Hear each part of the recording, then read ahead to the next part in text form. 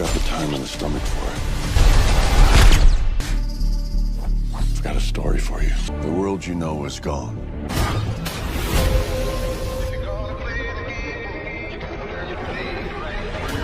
Consumed by the flames of a great war long ago.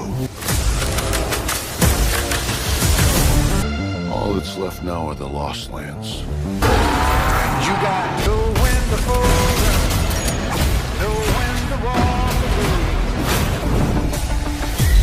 Here they come.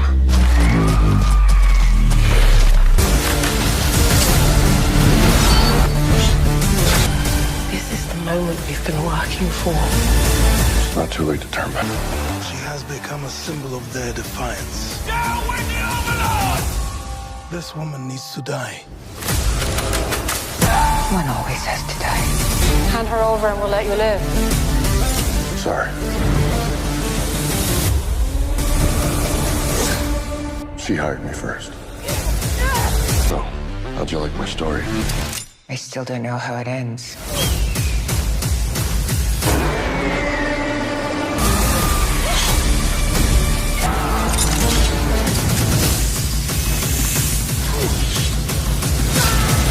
Your fate was sealed when you met.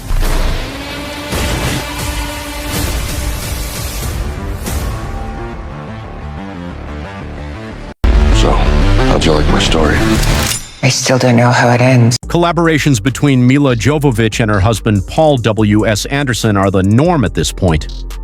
While we watched them create Resident Evil movies together for years, they're now turning to the world of George R.R. Martin for their 7th collaboration. And with all that Game of Thrones hype behind him, you'd expect Martin to provide a new and interesting fantasy world for the two to play in. It's funny what they say about assumptions, eh? Jovovich stars as Grey Alice, a witch who's on a mission to find a werewolf who's murdering people. As much as the trailer makes it seem like there's something grander, that's really all it is. She hires boys to help her navigate the Lost Lands. Her power is feared, so she's being hunted down by a group of bad guys headed up by Ash. They're hot on the trail of Grey and Boyce with the intention of killing them before they reach their destination. The world is a pretty simple post-apocalyptic backdrop, with a scale that doesn't really make a lot of sense when you break it down. Almost feels like someone saw Dune and just wanted to copy it. De Bautista is his usual self and brings the film the only bit of life that it can muster. Even then, the script does him no favors, and no one really comes out of it unscathed. Boyce makes plenty of stupid decisions and comes across as a bit of a dummy. Then there's Mila Jovovich, who seems half-interested most of the movie, completely clashing with the supposed stakes at hand. Given that her character of Grey is intended to be the person that carries over from film to film, I just cannot imagine why she's so bland. When it comes to a sci-fi fantasy movie like this, I look for two things: the action and the world building. Seeing as how the world is just a green-screened Mad Max dystopia, no points in that category. But what about the action? I'd say this is where In the Lost Lands disappoints the most. I could not tell you a single action set piece outside of a train falling into a gorge Back to the Future 3 style. Most of the hand-to-hand combat feels like something you'd see in 300, which is fine for that film, but it's been nearly 20 years, and to say it's a dated style would be a massive understatement. Doesn't help that In the Lost Lands is so dreadfully boring. Most of the movie is just watching Boyce and Grey go on their journey, but they don't have an interesting dynamic with each other. And there are these long stretches where it feels like we're no closer to our end goal, and the script is simply throwing obstacles in order to stretch the runtime. This is made all the more frustrating when they have to exposition dump at such a rapid pace it'll make your head spin. So much information is dropped in a very small time frame, bringing up the obvious question of why couldn't these things be revealed using nuance and inference versus simply having a character tell us everything verbatim.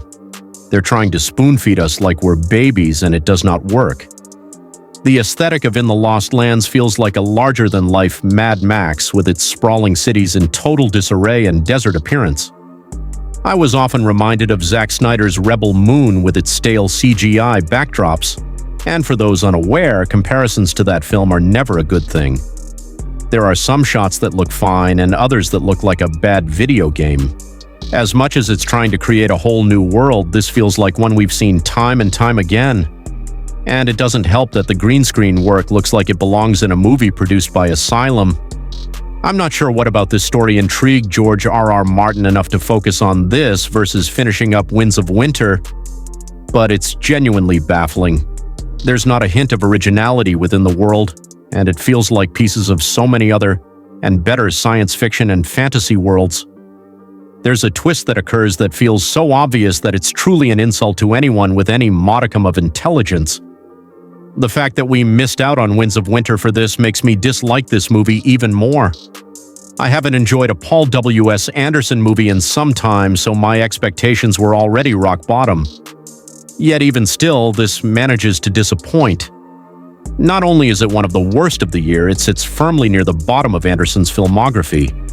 If anything, I just feel bad for Dave Bautista, who puts his all into his work, even when those around him seem to just be going through the motions. Because as evidenced by Event Horizon nearly 30 years ago, the man can make great cinema. It's just been a long time since he reminded anyone of that. Which is why I'm giving In the Lost Lands a 2 out of 10.